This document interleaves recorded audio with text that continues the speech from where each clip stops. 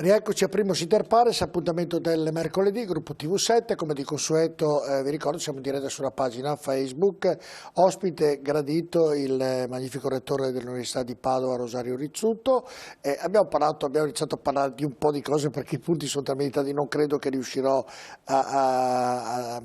a prenderli tutti.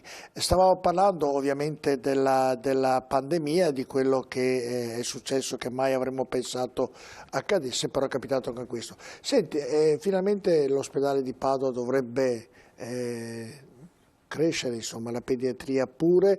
Ecco, questa pandemia accelererà i tempi burocratici che ci dicono che l'ospedale sarà pronto fra 12-13 anni, 11 mi dicono così? Ma, insomma, io credo che ci sia la determinazione di tutte le istituzioni, sicuramente dell'istituzione appaltante, di farla bene nel più breve tempo possibile. Quindi quanto questo significhi a norme vigenti dipenderà dal... No, perché ho paura che fra 13 anni sia già obsoleto, capito, per questo le dico. No, io credo che lo sforzo che abbiamo fatto anche di consiglio, di progetto è stato questo, cioè riuscire a immaginare un ospedale che non nasca vecchio, che nasca con una nuova concezione di struttura integrata, struttura di ricerca e assistenza sulla base dei livelli di complessità. Oggi sappiamo che abbiamo i vecchi concetti di ospedale, il pronto soccorso semplice. Il pronto soccorso non è più semplice, è un luogo nel quale possono essere direttamente affrontate e risolte una serie di emergenze complesse. Sappiamo poi che invece l'alta complessità ha bisogno di strutture sanitarie dedicate, molto spesso simili anche in ambiti che apparivano diversi. Quello che serve al neurochirurgo non è poi così diverso da quello che serve al chirurgo toracico, il robot servirà. Quindi è un ospedale che nasce con quella integrazione di competenze e di strutture che lo rende ovviamente in una finestra di tempo che possiamo prevedere. Nessuno di noi sa che cosa sarà il 2060 dal punto di vista sanitario, però certamente nei tempi di attuazione è un ospedale che nasce moderno e competitivo a livello internazionale. Poi ci ritorneremo con le infrastrutture. Senta, all'arrivo del Covid, ovviamente molti, diciamo, gli studi sono stati fatti in remoto quasi praticamente da casa, con 3.000 insegnamenti, 40.000 studenti connessi, 100.000 esami, 2.000 sedute di laurea a distanza, con nuove misure di sostegno anche agli studenti. Ecco, questo cambierà in futuro il modo dello studio universitario, che a me non piace, dico la verità, è più bello in presenza. Anche i ragazzi stessi la laurea vorrebbero farla in presenza, anche perché poi festeggiano e poi per 1000 altri motivi, perché arrivano a soddisfazione dopo aver studiato per molti anni. Secondo lei questa storia del Covid, questa storia del remoto, sarà un cambiamento universitario o un modo di studiare, oppure spera o si augura di no o no? Guardi, noi abbiamo avuto una alfabetizzazione digitale improvvisa, cioè tutta la nostra università, come ha detto, è transitata in un weekend sul canale telematico, e questo è stato fondamentale perché ha permesso ai nostri studenti di non ricevere un danno. I nostri studenti si sono laureati in questo anno e mezzo senza alcun ritardo rispetto a un anno normale, perché le lezioni, gli esami, le lauree si sono tenute con un canale non normale, e quindi noi torneremo alla normalità, ma sono avvenute con grande efficienza. Dopodiché il tema si pone: che università vogliamo? Io credo che non ci siano dubbi, non ci sono dubbi nostri, non ci sono dubbi dei nostri studenti. Non appena noi abbiamo avuto la possibilità, per le norme di sicurezza, per le indicazioni ministeriali, di riaprire, l'abbiamo fatto subito. Abbiamo riportato gli studenti in aula e gli studenti in aula ci sono venuti, nonostante avessimo, come avete detto, dotato di telecamere, microfoni, quindi uno studente poteva stare a casa sua, bersi il cappuccino e ascoltare la lezione, ma gli studenti vengono, perché l'università è un luogo di persone. Il docente fa lezione meglio se ha lo studente davanti. Lo studente la lezione la segue meglio se ha il professore, lo interrompe, gli fa domande. Il professore lo guarda in faccia, capisce subito guardando in faccia quando qualcosa non quadra. Però per certi può essere come indotto per la città una penalizzazione, invece per qualche studente non padovano può essere anche un risparmio economico. Certamente, il tema di alcune fasce disagiate di studenti lavoratori, madri che vogliono completare o iniziare gli studi e magari hanno questa grande difficoltà a seguire le lezioni, è chiaro che riuscire a mantenere, almeno in parte, una modalità di erogazione che può essere raccolta molto più facilmente, può essere un aiuto per una fetta di studenti e su questo noi stiamo ragionando, lavorando, perché vogliamo che i benefici positivi si tengano. Ma quello che sicuramente non vogliamo è che diventi il modello di università. L'università deve essere degli studenti in presenza. Le aggiungo un elemento: gli studenti tra loro, lo studente con il compagno di corso, lo studente con il collega che studia una cosa completamente diversa. Anche questa è università. Cioè, quando finisci l'università non è solo, lei ha detto, l'ingegneria, la medicina che ti viene insegnata, ma è vivere l'università, è crescere come persone, costruire legami personali, professionali. Questo lo fai con persone che si incontrano e quindi noi su questo siamo determinatissimi. L'università torna ad essere il luogo degli studenti e dei professori. Bene. Come siamo nati. Assolutamente d'accordo, anche per poi, oltre a tutto quello che ha detto che è la cosa più importante, che è per l'indotto alla città, perché ovviamente permette a vivere, guardi, nel periodo della pandemia ovviamente tutti i bar, i ristorantini che i ragazzi devono mangiare il panino, il tramezzino, trovandosi tantissimi hanno chiuso, dunque è stato un riflesso economico davvero non indifferente. Mi sono permesso di scherzare col sindaco dicendo che adesso un po' di rumore degli studenti, perché insomma quando si è giovani si fa un po' di rumore, ci vuole. Credo che sia apprezzatissimo. Guardi, io sto andando avanti con l'età, però davvero una città senza università a Padova, credo che Padova sarebbe una città vecchia. I ragazzi la rendono problematica ma anche viva, e quindi tra i due è meglio l'allegria che non la tristezza. Senta, tra le cose che abbiamo visto che lei ha fatto in questi 6 anni davvero straordinarie, ci sono stati anche molti investimenti che ha fatto l'università e non ne abbiamo messo nel servizio iniziale, però le vediamo ora.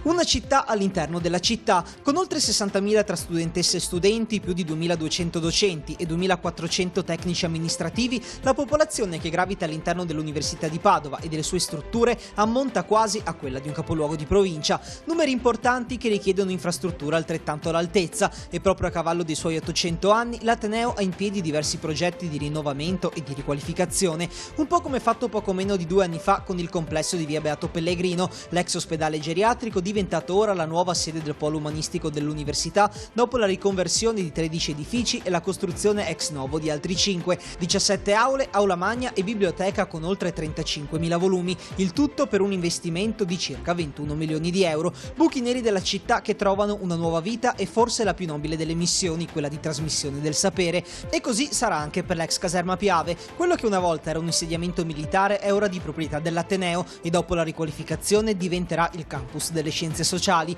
un'area di 50.000 metri quadri che ospiterà 6.000 studenti e di cui tutta la città potrà usufruire per un investimento totale di circa 50 milioni di euro. Ma importanti novità sono in cantiere anche per l'area scientifica, visto che nella zona della Fiera di Padova l'attuale Padiglione 2, una volta demolito, lascerà spazio a una nuova scuola di ingegneria, un hub per l'innovazione concepito insieme a Comune, Provincia e Camera di Commercio per formare le nuove figure professionali, 3.000 studenti ospitati in 17 aule per una spesa di circa 19 milioni di euro. Le novità però non si fermano qui. Il BO è alla ricerca di un'area sulla quale realizzare il Palazzo delle Esperienze, uno spazio di 15.000 metri quadrati destinato ad ospitare laboratori sempre per le facoltà scientifiche, mentre si sa già dove sorgeranno la sede e la residenza della scuola galileiana, all'ex Fusinato di via Marzolo. Qui l'investimento è di circa 15 milioni di euro. Troveranno posto aule per le lezioni, aule studio, laboratori informatici e anche 187 posti letto per gli studenti del collegio di eccellenza dell'università. università. Infine altri due progetti, da un lato l'ampliamento del CUS di Via Corrado, il centro universitario sportivo, altri 10.000 metri quadri su cui realizzare, con una spesa di circa 12 milioni di euro, una piscina a 6 corsie, 2 vasche per l'acqua gym, una palestra con tribune da 200 posti, un'area fitness e di nuovo aule studio per gli studenti. Dall'altro l'inaugurazione del Museo della Natura e dell'Uomo, che avverrà nel 2022 e che sarà il più grande museo scientifico universitario d'Europa, con i suoi oltre 4.000 metri quadri di superficie all'interno degli spazi di Palazzo Cavalli. L'investimento in questo caso è di oltre 17 milioni di euro. L'Università di Padova insomma si prepara a festeggiare i suoi 800 anni, regalando nuovi spazi ai suoi studenti e rivalorizzando aree della città che sembravano dimenticate. Allora, sicuramente ci siamo dimenticati qualcosa, però adesso ritorno un po' all'inizio della trasmissione, che il braccino corto non c'è, per vedere tutti i soldi che vengono spesi, ovviamente è chiarissimo il compenso. E mi diceva che c'era un altro luogo dove avete fatto gli investimenti. Stiamo riqualificando un'area in via Campagnola, che è un'area di proprietà dell'università dismessa, con un giardino interno al momento chiuso vicino al cimitero ebraico, nel quale costruiremo altre aule e apriremo anche in questo caso il giardino alla città. Senta, mi sembra di tornare indietro, quando ho fatto il militare io l'ho fatto a Caserta, e Caserta era una cittadina, parlo 50 anni, 40 anni fa più o meno, c'erano solo caserme. E dunque c'era la stazione, scendeva la stazione, la reggia di Caserta e poi caserme. Qui a Padova ormai siamo circondati da impianti universitari, insomma, è una bella cosa, insomma, al di là di tutto. Guarda, allora, ha citato l'aumento degli studenti, quindi da 19.000 a 22.000 matricole. Gli studenti dobbiamo trovare le aule, dobbiamo trovare degli spazi che siano spazi di qualità, che siano spazi nei quali gli studenti, quando arrivano, colgono la comodità, la qualità, la modernità, l'infrastruttura digitale degli spazi stessi. Quindi è chiaro che noi avevamo un problema di crescita di spazi, ma a fianco di questo c'è un tema di razionalizzazione dei spazi. Lei dice adesso vediamo tanti luoghi nuovi dell'università. In realtà l'università gradualmente ha affittato qua e là, ha occupato degli spazi in maniera disseminata. Quello che abbiamo voluto fare è costruire degli spazi nuovi che siano efficienti, efficaci e che diano identità universitaria. Sto vedendo, guardi, questo filmato qui dove ovviamente specifichiamo ogni l'esempio di via Beato Pellegrino. Oggi passi davanti a via Beato Pellegrino, tra l'altro una struttura bellissima, una struttura che prima era chiusa alla città e adesso cogli che lì c'è università. La chiave sarà lo stesso. Un cittadino potrà entrare, vedere un luogo che sarà un luogo bellissimo e cogliere che lì è presente l'università. Guardi, da padovano, oltretutto io l'Università di Padova è qualcosa dal Bo. Guardi, io ho una sala di giganti che me la sogno ancora quanto bella è. Ma fate mai visite guidate in virtù dell'università? Assolutamente sì, tra l'altro sono molto aumentati in questi anni. Noi in epoca pre-pandemica e anche adesso, quando abbiamo potuto riaprire, abbiamo iniziato le visite guidate, che sono richiestissime. Quindi... È bellissimo, a parte il fatto che Padova è sotto questo punto di vista l'università, ma tantissime altre ovviamente manufatti sono davvero straordinari, però l'università davvero è un gioiellino. Insomma. Entrare nel rettorato monumentale credo che sia è bellissimo. Una gioia dello spirito, vedere la bellezza e il significato. Io dico che ad esempio la nostra aula magna è 2 volte bella. Sai che ci ho pensato di fare questa trasmissione lì, poi ho detto ma non so, però era molto bella farla lì. È bella, ed è bella 2 volte, prima perché è oggettivamente bella dal punto di vista architettonico. Eccola qui, guardi, l'ha citata la regia, subito l'ha messa. Sono stato poi felice perché da lì ho condotto una trasmissione, la prima su Picta 2 anni fa, che è stato l'inizio di quello che sta accadendo, accadrà mi auguro tra poco qui a Padova, e ho condotto una trasmissione da lì ed è stato emozionante davvero, molto molto emozionante.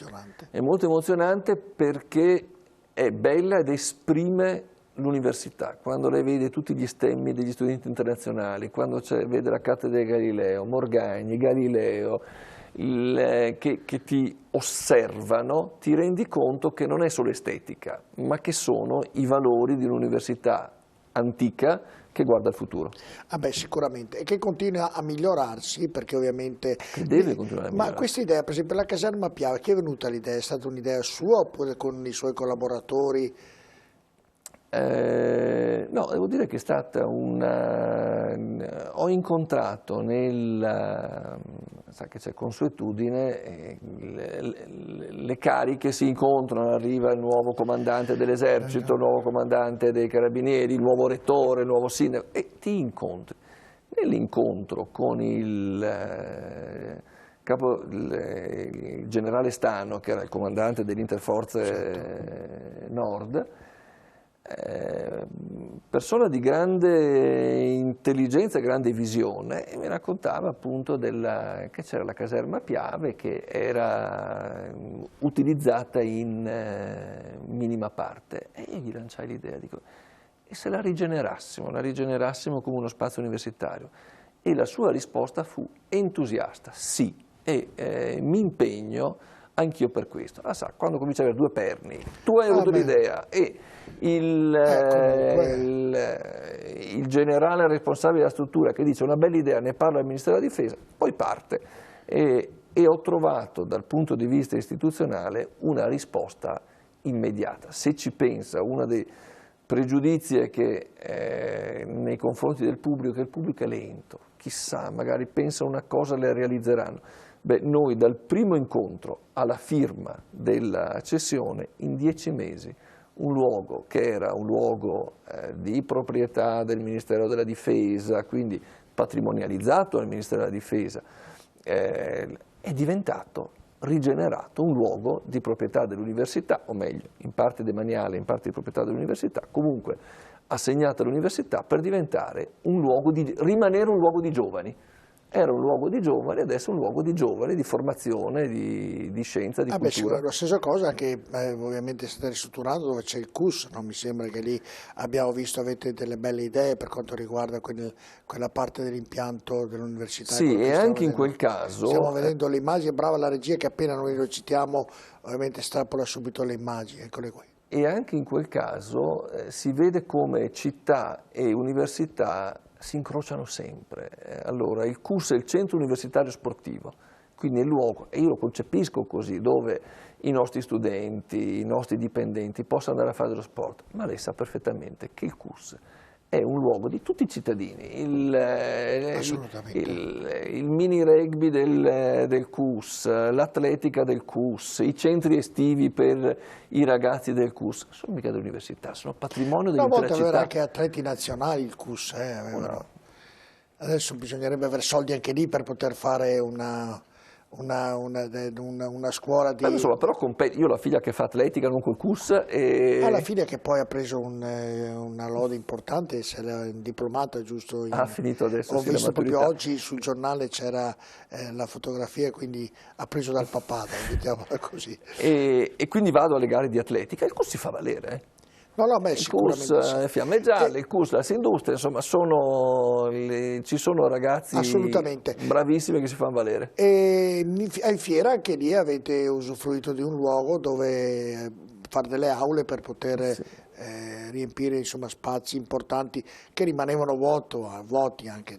E aggiungo un altro elemento, mettiamo vicini gli studenti del comparto tecnologico, quindi i futuri ingegneri, con il mondo economico che graviterà sulla fiera, quindi di nuovo l'incontro delle persone diventa possibile, non è solo un luogo di aule e laboratori, ma è un luogo di incontro, è un luogo nel quale i nostri studenti vengono a contatto col mondo dell'impresa, col mondo economico che domani sarà il loro futuro, quindi io credo che sia anche un luogo che ha una valenza, perché porta sempre più quella contaminazione tra università e territorio. Una volta si ragionava che fai l'università e poi chiudi con l'università e entri nella vita, entri nel mondo economico. Ecco, oggi questa cesura non c'è più.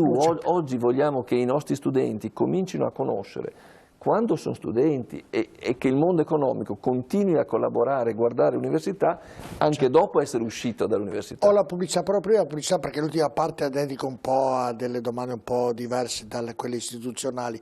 Lei, quando ha iniziato questo mandato, ha detto: voglio riportare ovviamente in Italia tutti gli studenti che sono andati all'estero. È riuscito nell'intento? Devo dire che è stato uno dei risultati di grande soddisfazione. Noi abbiamo operato una campagna che abbiamo chiamato Brain Gain, sa che si dice la perdita, la fuga dei cervelli. Ecco, non lamentiamoci della fuga dei cervelli, facciamo l'attrazione dei cervelli. È riuscito? E siamo riusciti. Abbiamo portato tanti giovani ricercatori, professori all'estero che sono tornati in Italia. E come c'è riuscito? Questo. E come c'è riuscito? Beh, primo, chiedendoglielo. Però uno dice: beh, sa che qualcuno che non mi ha risposto, qualcuno che non è venuto, mi ricordo una telefonata di un professore all'estero che mi ha chiamato, mi ha detto: so che lei ha fatto questo, la sua prorettrice mi ha contattato. Beh, io volevo parlare con lei, perché io ormai sto qui, mi sono consolidato qui, ma l'idea che un'università italiana stia lavorando per riportare indietro gli italiani che sono andati all'estero è la prima volta che succede, e per me è un segnale grandissimo. Ma per farlo gli ha detto: mi scusi anche qui la vernalità, ti do di più? Oppure cosa le ha promesso? Perché se uno sta già bene dov'è all'estero, nel riportare ovviamente il cervello in Italia, cosa le ha promesso? Allora, il primo elemento, sai, i professori non guardano tanto al dimensionamento complessivo dello stipendio. Per loro, se gli dici vai in un luogo... Nel dire cosa le ha detto per convincere perché ritorni... Quindi primo la qualità scientifica dei dipartimenti che li accoglie. Uno vuole avere la certezza che continua a fare scienza come la stava facendo, anzi meglio. Quindi in larga parte non è stato merito mio, ma merito della qualità scientifica. Certo. La seconda, io ho speso il nostro paese, il nostro territorio. È una grande università in un territorio in cui si vive bene, in cui la qualità della vita è alta e in cui, se guardiamo quello di cui ha bisogno, tutti noi abbiamo bisogno, cosa vogliamo? La sanità e l'istruzione dei nostri figli. E noi sottovalutiamo che valore ha avere una sanità di alto livello e un'istruzione dei figli di ottimo livello gratuita. Quindi quando uno che vive all'estero, vive negli Stati Uniti, hai uno stipendio sicuramente molto più alto di quello che hai se sei professore all'Università di Padova, poco ma sicuro.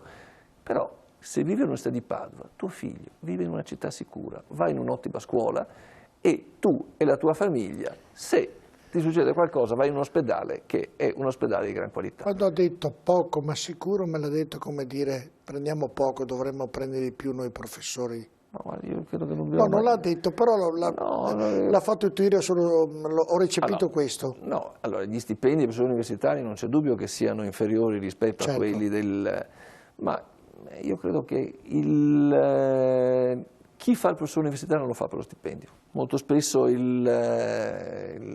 professori universitari, se fossero andati nel libero mercato, guadagnerebbero. Lo fa per passione, lo fa perché è una professione straordinaria, stimolante. Avere a che fare con giovani che stanno costruendo... Lei dice che qualcuno non l'ha fatto in generale per il posto sicuro? No, non credo. Non universitario, intendo professore in generale.